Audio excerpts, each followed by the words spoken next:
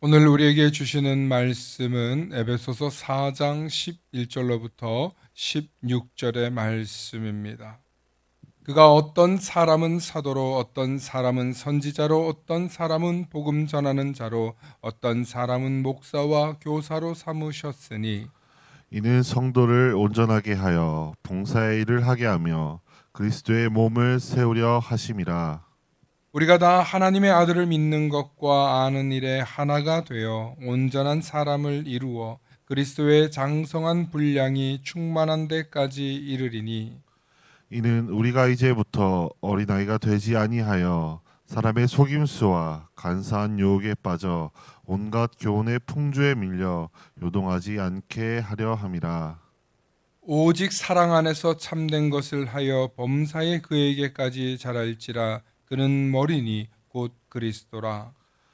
그에게서 그에게서 온 온 몸이 몸이 각 각 마디를 마디를 통하여 통하여 도움을 도움을 받음으로 받음으로 연결되고 연결되고 결합되어 결합되어 각 각 지체의 지체의 분량대로 분량대로 역사하여 역사하여 그 그 몸을 몸을 자라게 자라게 하며 하며 사랑 사랑 안에서 안에서 스스로 스스로 세우느니라. 세우느니라.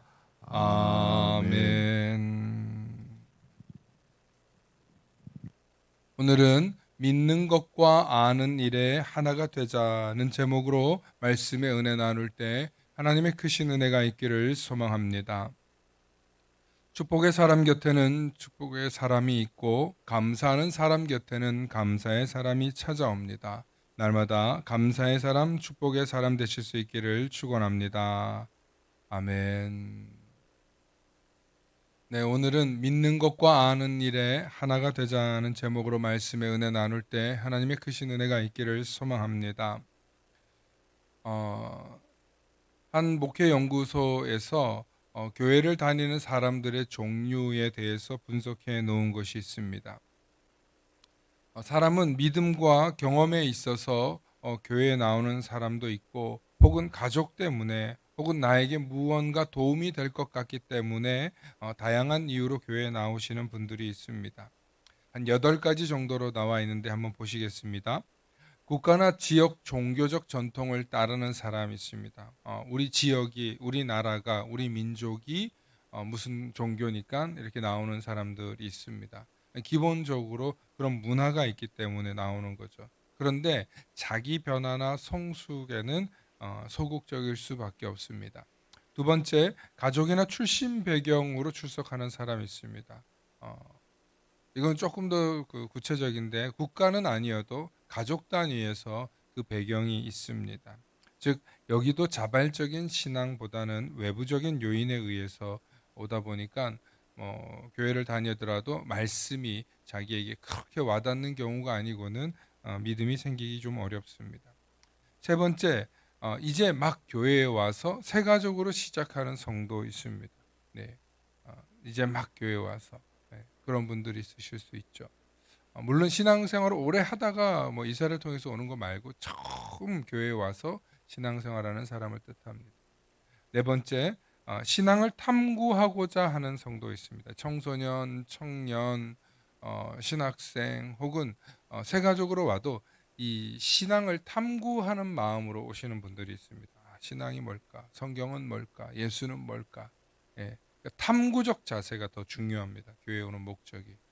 이런 분들은 교회 사역이나 이런 일의 협조에 대한 건 관심이 좀 없습니다. 다섯 번째, 도움이나 유익을 기대하는 성도 있습니다. 내 인생이 좀 힘들어서 삶에 좀 도움이 필요해서 오시는 분들이 있습니다. 이거는 딱 이것만 정해진 건 아니지만 여러 가지가 복합적이겠죠. 여섯 번째, 공동체 소속감으로 다니는 성도입니다. 그러니까 직분도 받았고 이 교회가 우리 부모님 때부터 왔어. 그러니까 이제 소속감이 굉장히 강한 거죠. 동네에서 교회에서 서로 너무너무 잘 알고 서로 어떤 관계인지 바삭하게 알고 있는 그런 분들이 있습니다. 그래서 소속감이 굉장히 중요하죠. 일곱 번째, 체험이 있는 성도. 나는 이 체험 때문에 신앙생활에 어떤 일이 있어도 나는 교회를 떠날 수 없고 포기할 수 없다. 이런 분들이 있습니다. 그런데 체험이 있는 성도들 특징이 가끔씩 침체되는 경우가 있습니다. 체험은 있지만 내가 이렇게 좀 지쳐 있어. 예. 체험이 굉장히 떠오르고 회복하면 그러면 이제 좀 기분파의 신앙생활이 될 수 있습니다. 여덟 번째, 구원의 확신이 가득하고 사명이 분명한 성도입니다. 이런 분들을 이제 제자라고 얘기하죠. 사실은 이런 그룹은 목회자 그룹이 있겠고 교직자 그룹 정도라고 볼 수 있습니다. 물론 일반 성도들 가운데에서도 분명히 구원의 확신이 분명하고 사명이 분명한 성도들이 있습니다. 이런 분들은 교회의 리더가 되어야 되는 분들이죠. 이렇게 8가지 종류의 교회를 다니는 사람, 그리스도인들이 있습니다. 여러분들은 어떻게 신앙생활하고 계십니까? 오늘날 많은 성도들이 근본적으로 교회를 다니고 신앙생활을 한다고는 하지만 성장이 더디거나 믿는 것과 아는 것이 하나가 되지 못하는 사람들이 많습니다. 왜 그러냐면 이 제목처럼 신앙은 신앙이고 삶은 삶이라고 생각하면서 신앙과 일상을 분리하며 살아가고 있기 때문입니다. 여러분, 신앙과 일상은 분리될 수 없습니다. 그런데 자꾸 구분하고 싶은 거예요. 세상에서는 이렇게 살고 교회에서는 이렇게 살고 바깥에 나가서는 이렇게 살고 집에서는 이렇게 살고. 오늘 에베소서 4장 13절에 우리가 다 하나님의 아들을 믿는 것과 하나님의 아들 누굽니까? 예수 그리스도를 믿는 것과 아는 일에 하나가 되어야 됩니다. 하나가 되어 온전한 사람을 이룬다는 것. 예수 그리스도를 믿는 것과 아는 것에 하나가 되면 온전한 사람이 된다는 거예요. 온전한 사람을. 그래서 온전한 사람을 이루어서 그리스도의 장성한 분량이 충만한 데 이르기까지 이렇게 말하고 있습니다. 여러분, 한 사람이 건강해진다는 의미를 이 기독교적 관점에서 보면 어떤 의미냐면 그리스도를 닮아서 그리스도를 믿고 아는 것이 하나가 되어서 온전해지는 거예요. 그러니까 예수님이 성경이 제시하는 인간의 최고의 완성 상태는 사실 예수 그리스도를 의미합니다. 바울은 그렇게 보았기 때문에 그리스도의 장성한 분량이 우리가 예수 믿는 우리들이 제자들이 가야 할 모습이라고 생각한 것입니다. 이 말씀처럼 여러분들이 그리스도의 장성한 분량에 이르러 충만해지시기를 소망합니다. 그러기 위해서 우리의 믿음이 삶과 연결되어 있지 않으면 우리의 믿음은 자랄 수 없습니다. 오히려 그 틈으로 의심과 무력감이 자라게 된다는 것입니다. 그러므로 믿음은 교리나 단순한 감정으로 믿는 것이 아닙니다. 하나님을 향한 우리의 마음이 점점 더 성장하고 자라날 때 믿음이 자라는 것입니다. 그래서 방금 마음이라고 제가 표현했는데, 그래서 우리의 마음이 상처받고 병들고 고통받은 상태에서는 믿음이 자라기 좀 어렵다는 사실을 아셔야 됩니다. 상처받고 병들고 고통받았던 마음이 회복되어야, 치유되어야 믿음이 자랍니다. 그래서 이것이 경험적인 신앙과도 연관되어져 있죠. 그러므로 믿음은 갑자기 자라는 것이 아닙니다. 이것은 마치 의사들이 환자들에게 하는 말과 똑같습니다. 건강을 위해서 잘 드십시오. 운동하십시오. 잘 쉬십시오. 스트레스 받지 마십시오. 하는 말과 똑같습니다. 믿음이 자라기 위해서 우리의 마음밭이 건강해야만 믿음은 계속 확장되어 가기 때문입니다. 예를 들어 여러분들이 키우는 화단에 작은 화분에 나무가 있다고 칩시다.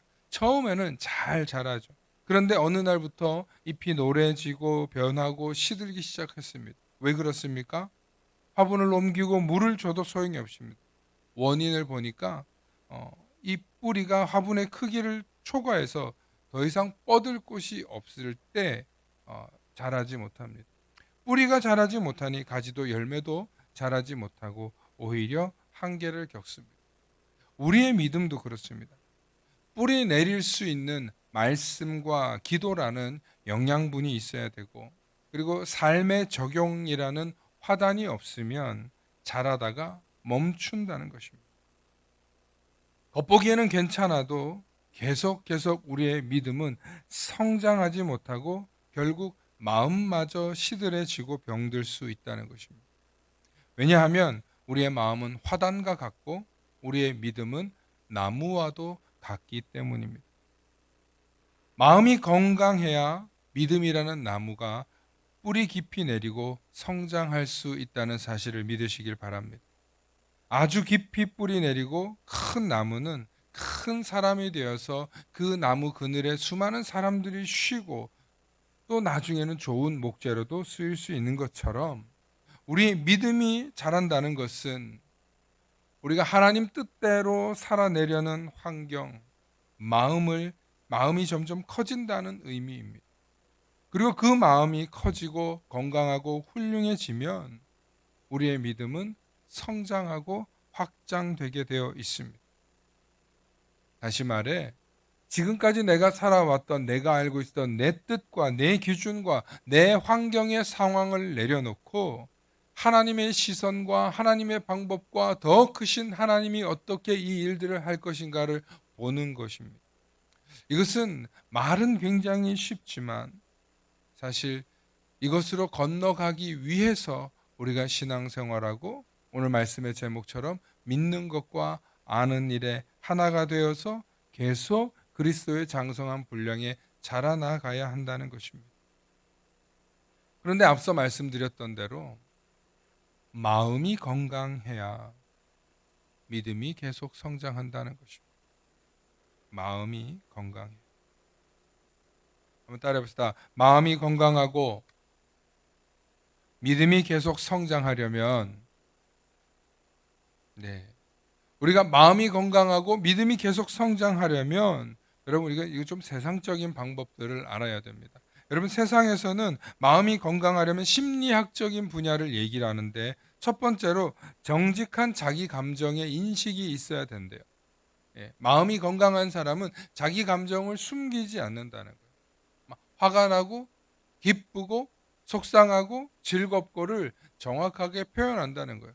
화가 난 상태로 막 화가 나게 계속 있는 게 아니라 나 화가 났어 라고 말할 수 있다는 거죠. 나 너무 기뻐, 기쁨을 표현할 수 있는 거죠. 마음이 건강한 사람이 되려면 자기 감정의 인식을 정확하게 하고 숨기지 않고 표현할 수 있어야 돼요. 그런데 우리가 살고 있는 세상에서 그게 쉽습니까? 어렵습니다. 쉽지 않습니다. 그런데 마음이 건강한 사람은 이것을 유쾌하게 표현하거나 혹은 사람들의 마음을 상하지 않게 하면서 드러낸다는 것입니다. 두 번째는 신뢰할 관계와 소통의 능력이 있다는 거예요. 즉 이런 마음의 감정을 나눌 수 있는 사람과 인간관계가 있다는 거예요. 그렇게 해야 된다고 여러분 많이 알고 계시고 들으셨을 거예요. 세 번째, 삶의 의미와 방향, 즉 자신의 존재의 목적과 가치를 분명히 알고 살아가는 삶은 당연히 건강하겠죠. 위에 세 가지가 있어야 사람의 마음은 건강할 수 있다고 합니다.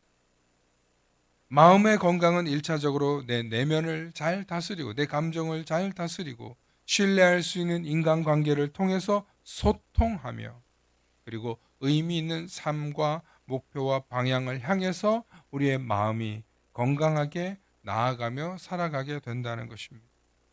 이러한 바탕이 있은 후에야 비로소 우리의 신앙생활도 우리의 믿음도 말씀을 들을 때, 봉사를 할 때, 선교를 할 때 잘할 수 있다는 것입니다. 사랑하는 성도 여러분, 우리의 마음의 바탕이 흔들리면 우리의 믿음도 우리의 신앙생활도 언제든지 흔들릴 수 있다는 사실을 기억하시기 바랍니다. 많은 그리스도인들이 제가 보여드렸던 이 바탕을 무시하고 맹목적으로 믿기만 하면 기도만 하면 된다, 말씀 듣기만 하면 된다, 그런 경우가 있습니다. 그렇게 자랐을 경우에 좌충우돌, 사고 뭉치, 온갖 사람들에게 상처를 주는 그리스도인이 될 가능성이 높습니다. 왜냐하면 그러한 바탕이 흔들리는 사람은 누가 봐도 불안하고 불안정하고 흔들리는 모습을 보일 수밖에 없습니다. 그러므로 우리의 삶은 마치 바다 위에 떠 있는 배처럼 중심을 잘 지켜야 되는 거죠. 폭풍우와 비바람이 몰아쳐도 중심을 잘 잡고 있는 배는 풍랑에 침몰하지 않습니다. 뿌리 깊은 나무는 아무리 태풍이 불어도 땅에 뿌리 박고 있는 것이 깊기 때문에 결코 뿌리채 뽑히지 않고 그 비바람도 견딥니다. 그러면 이렇게 중심을 잘 잡고 뿌리 깊은 나무가 되기 위해서는 우리의 마음이 건강해야 한다는 것입니다. 그래서 믿음의 성장은 당장 눈에 띄지 않지만 그 사람에게 위기와 어려움이 찾아왔을 때 믿음이 그의 마음을 지켜주고, 그리고 그 건강한 마음은 또 위기와 어려움을 극복할 수 있습니다. 그러므로 마음의 건강과 믿음의 성장은 결코 소홀히 할 수 없는 연관성이 있다는 사실을 반드시 기억할 수 있기 바랍니다. 오늘 시편 1편 3절에 그는 시냇가에 심은 나무가 철을 따라 열매를 맺으며 그 잎사귀가 마르지 아니함 같으니 그가 하는 모든 일이 다 형통하리로다 라는 말씀 우리가 잘 압니다. 여러분, 우리가 느끼지 못해도 말씀과 기도로 뿌리를 내릴 때 믿음은 자라게 되어 있습니다. 그런데 더욱더 중요한 건 우리가 마음속 깊은 곳에서 이 말씀을 사모하고 또 주님께 기도하고 그렇게 우리의 믿음이 깊이 뿌리 내릴 수 있어야 된다는 것입니다. 우리 청소년 자녀들을 둔 부모들은 종종 자녀들이 짜증 내는 것을 볼 때가 많습니다. 막 잘 아프다고 하고 말수도 적어지고 엄마가 뭘 알아, 아빠가 뭘 알아 하면서 의사소통도 단절될 때가 있습니다. 그래서 병원에 가거나 그러면 대부분 그 나이 때 아이들이 성장통을 겪고 있다고 합니다. 여러분, 성장통이 뭐냐면 몸이 막 확장되고 커지는 거예요. 몸이 크고 관절이 늘어날 때 사람의 몸이 피곤하고 아프고 짜증이 나요. 그런데 내가 왜 그러는지 원인을 모르는 거예요. 그래서 원인을 알려주면 돼요. 네가 크느라고 아픈 거야. 무릎도 아프고 허리도 아프고 목도 아프고 크느라고 그래. 사람의 영적인 성장도 마찬가지라는 거예요. 불편하고 아픈 시기가 있어요. 영적으로 성장하려고 하면 이 부분이 걸려 넘어지는 부분들이 있다는 거예요. 믿음이 자라려고 하면 우리를 시험에 들게 하는 것들이 있다는 거예요. 믿음의 성장을 이루려고 하면 그동안 내가 생각했던 마음의 크기는 요만큼밖에 되지 않기 때문에 믿음이 성장하지 못하고 뚫고 나가지 못한다는 거죠. 그래서 마음이 넉넉해지고 마음이 건강해지고 마음이 온유해지고 마음이 풍성해질 때 믿음도 성장하게 되는 줄로 믿으시길 축원합니다. 그렇다면 더 깊이 믿음의 뿌리를 내릴 때 건강해진다고 하는데, 그렇다면 마음이 건강할수록 또 믿음을 더 깊이 뿌리 내릴 수 있다고 하는데, 그럼 어떻게 해야 우리의 마음도 건강하고 믿음의 뿌리를 더 깊이 내리냐? 역시나 말씀과 기도로 우리가 하나님과 연결되어 있다는 사실을 잊지 마시기 바랍니다. 로마서 10장 17절에 믿음은 들음에서 나며 들음은 그리스도의 말씀으로 말미암는다고 했습니다. 여러분, 믿음이 들음에서 나는 거예요. 그리고 들음은 하나님의 말씀이라는 거예요. 놀랍게도 이 마음은 우리가 하나님께 부르짖는 기도와 간구로 소통할 때 위로를 얻게 되어 있습니다. 소망을 얻게 되어 있습니다. 하나님과 연결되어 있다라는 이 소통이 우리의 마음을 위로하고 우리의 마음을 풍성하게 하고 우리의 마음이 건강해지도록 회복하고 치유하는 역사가 있는 줄로 믿으시길 바랍니다. 그래서 먼저 하나님과 연결되어 있는 이 마음을 회복할 때 우리가 기도하고 간구하고 또 말씀을 듣는 것이 우리 안에 뿌리 내려서 자리 잡게 되어 있다는 것입니다. 두 번째는, 이건 개인적인 일이었다면 우리가 공동체 안에서 신앙생활을 나누고 실천해 봐야 한다는 것입니다. 이게 무슨 말이냐면 사람은 혼자서 자기의 신앙을 지키는 것이 어렵습니다. 혼자서 자기의 마음이 어떤 상태인지 잘 알 수 없습니다. 그런데 다른 사람들과 소통하고 어울리고 또 갈등도 겪고 하면서 내 마음 상태가 지금 건강하구나. 지금 내 마음 상태가 조금 삐뚤어졌구나. 남들과 교류하면서 우리의 마음의 상태가 어떤지 알 수 있다는 것입니다. 그러니까 소그룹이나 예배나 나눔이나 섬김을 통해서 우리의 믿음이 어, 실험되는 거죠. 우리의 마음 상태가 어떤지를 깨닫고, 그리고 그 마음이 건강한 상태에서 우리의 믿음이 실천할 때 믿음이 자란다는 거예요. 그래서 함께 기도하고 함께 성장하는 믿음의 관계가 있어야 되는 줄로 믿으시길 바랍니다. 그게 공동체 안에서 이루어지는 거예요. 사람이 수도원에 가서 산속에 가서 혼자 신앙생활 잘 한다고 자기를 갈고 닦잖아요. 근데 세상에 나와 보면 그렇지 않거든요. 예. 유혹도 있고 분노도 있고 어려움도 겪고 내가 예상치 못한 일들이 있다는 거예요. 그래서 공동체와 내가 소속해 있는 곳의 환경이 매우 중요합니다. 전도서 4장 9절로부터 10절에 두 사람이 한 사람보다 나음은 그들이 수고함으로 좋은 상을 얻을 것임이라. 혹시 그들이 넘어지면 하나가 그 동물을 붙들어 일으키려니와 홀로 있어 넘어지고 붙들어 일으킬 자가 없는 자에게는 화가 있으리라. 아멘. 여러분, 혼자 있는 사람은 넘어져고 쓰러져도 누가 붙잡아 줄 사람이 없어요. 그런데 내 곁에 누군가 있으면 때로는 갈등도 생길 수 있지만 그가 나를 붙들어주고 나를 일으켜주는 사람도 된다는 거예요. 그러기 위해서 우리가 먼저 선을 베풀고 우리가 먼저 그렇게 교류를 하는 거죠. 그럴 때 사람과 사람과의 관계에 뭐가 생깁니까? 정이라는 게 생기는 거예요. 감정이라는 게 생기는 거예요. 그리고 그 감정을 통하여서 서로를 돕고 의지하는 마음이 생겨난다는 것입니다. 그래서 소그룹과 공동체 안에서 우리의 신앙이 성장합니다. 세 번째로 삶의 자리에서 믿음을 실천해 내셔야 한다는 것입니다. 말씀을 듣는 것에서 멈추지 않고 순종과 실천으로 이어질 때 믿음은 견고해집니다. 즉 경험해 봐야 한다는 것입니다. 경험해 봐야. 우리 어른들이 자녀들한테 애들이 아무리 설명해도 모른다고 할 때가 있지 않습니까? 겪어야 안다는 거죠. 고생을 해봐야 안다는 말을 하기도 하고 겪어봐야 안다는 말도 합니다. 맞아요.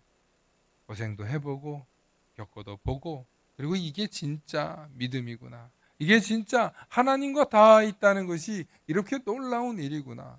하나님이 나의 아버지고 하나님이 나의 구원자라는 것을 믿고 살아간다는 것이 얼마나 대단한 일이구나를 경험해 봐야 안다는 것. 그런데 어릴 때부터 자라 올라온 사람들 가운데 그것을 실천하는 일이 쉽지 않습니다. 스스로 하나님을 만나고 스스로 하나님을 발견하고 스스로 하나님이 나의 하나님 되시는 것을 고백할 수 있어요. 그래서 겪어봐야 한다는, 실천해 봐야 한다는. 야고보서 2장 17절에 행함이 없는 믿음은 그 자체가 죽은 것이라고 했어요. 여러분, 우리가 믿음이 있다고 하면서 행함이 없어요, 섬김이 없어요, 나눔이 없어요, 사랑이 없어요, 실천이 없어요. 야고보는 아주 정확하게 관철해 내렸습니다. 죽은 믿음이다. 죽은 믿음. 그래서 믿음과 사랑은 서로 상호 보완적이에요. 골로새서 2장 7절에 그 안에 뿌리를 박으며 세움을 받아 믿음에 굳게 서라. 여러분, 그 안에 누굽니까? 그 안에 예수 그리스도 안에 뿌리를 박으면 세움을 받아 믿음을 굳게 서는 것입니다. 이제 우리가 살면서 믿음이 생기고 인생을 살아가면서 예수 그리스도를 붙들고 사는 게 얼마나 중요하구나, 하나님이 내 속에 살아계신다고 믿고 살아가는 믿음이 얼마나 소중하구나 우리가 겪는 거죠. 그래서 하나님의 사람은 그 마음 가운데 믿음을 깊이 뿌리 내릴 때 하나님의 사람으로 사는 것이 얼마나 소중한가를 아는 것입니다. 사랑하는 성도 여러분, 그러므로 아는 것과 믿는 것, 믿는 것과 아는 것에 하나가 되는 사람은 결국에는 끝까지 예수님의 제자로 살아가는 사람입니다. 마지막까지 제자로 살아가기 위해서 실천하는 사람, 그것을 위해서 모든 사명과 목표를 다하는 사람, 바로 그 사람이 믿는 것과 아는 것에 하나가 되는 사람이 되는 줄로 믿습니다. 목회자들끼리 종종 하는 말이 있습니다. 목회는 마라톤과 같다. 그러니까 단박에 뭘 하려고 하지 말고 꾸준하게 때로는 쉬기도 하고 너무 페이스를 올리지 않고 하나님께서 함께 가는 것을 알아야 된다라는 얘기를 할 때가 있습니다. 믿음의 길도 마찬가지입니다. 믿음의 길도 마라톤과 같습니다. 빠르게 성장하는 것이 중요한 것이 아니라 끝까지 완주하는 것이 중요합니다. 시험이 와도 흔들림이 있어도 비바람이 와도 끝까지 완주하려고 목표를 세운 사람은 반드시 주님의 제자가 될 것입니다. 빌립보서 1장 6절에 주님에게 제자가 되기로 결단한 사람들에게 주는 말씀으로 이 말씀이 참 우리에게 힘이 됩니다. 너희 안에서 착한 일을 시작하신 이가, 누구 안에서요? 너희 안에서, 우리 안에서 착한 일을 시작하신 이가 누구냐면 그리스도 예수입니다. 그래서 그리스도 예수의 날이 뭐냐면 주님이 오시는 그 날이에요. 주님을 만나는 그 날이에요. 그리스도 예수의 날까지 이루실 줄을 우리가 확신하노라. 아멘. 우리가 하나님의 제자가 되고 하나님의 자녀가 되고 예수 그리스도의 제자가 되는 그런 모든 길 가운데 우리 안에 착한 일을 시작하신 일을 끝까지 믿고 나아가면 우리 속에서 믿음을 시작하셨고 우리 속에서 믿음을 자라게 하셨고 우리 속에서 믿음을 완성하실 그분이 우리가 다시 그분을 만날 때 모든 것을 완주했을 때 착하고 충성된 종아 잘하였도다. 잘하였도다. 그렇게 우리를 인정하고 또 우리를 칭찬하고 또 우리를 위로하고 격려해 주실 줄로 믿습니다. 사랑하는 성도 여러분, 지금 여러분들의 믿음은 어디까지 와 있습니까? 정체된 것 같아도 괜찮습니다. 조용해 보이는 오늘이 바로 하나님이 뿌리 내리게 하는 시간인 줄로 믿으시길 바랍니다. 오늘은 그냥 별 일도 일어나지 않는 것 같고 평화롭고 한가로운 것 같지만 그러나 오늘 이 자리에서도 하나님의 말씀을 통하여서 하나님과 기도와 소통을 통하여서 하나님을 향한 믿음이 뿌리 내리고 있는 중이라는 사실을 잊지 마시고 오늘도 믿음의 길, 주님을 따라가는 길, 주님을 닮아가는 길, 그분에게까지 자라나가는 길을 포기하지 않으시고 끝까지 믿음과 아는 것이 하나가 되는 일에 최선을 다하는 저와 여러분들 되실 수 있기를 소망합니다. 끝까지 포기하지 마시고 하나님이 오늘도 우리에게 말씀과 기도로 믿음의 뿌리를 내리고 계시다는 사실을 잊지 마시고 반드시 우리 속에서 일으키실 선한 능력을 기대하며 주님을 바라보며 한 주 동안 승리하시는 저와 여러분들 되실 수 있기를 소망합니다. 함께 기도하십니다. 사랑의 아버지 하나님 참으로 감사합니다. 오늘 내게 아무 일도 일어나지 않고 뭔가 멈춘 것 같은 이 믿음의 시간 속에서도 하나님 당신께서 여전히 일하고 계심을 믿게 하여 주시옵소서. 그래서 우리의 믿음이 뿌리 깊게 내리게 하시고 그 뿌리 깊은 믿음을 통하여서 줄기에서는 열매를 맺는 놀라운 역사가 우리 만나교를 통하여서 일어나게 하여 주시고 우리 성도들의 삶에서 일어나게 하여 주시옵소서. 감사드리며 우리 주 예수 그리스도의 이름 받들어 간절히 기도 올리옵나이다. 아멘.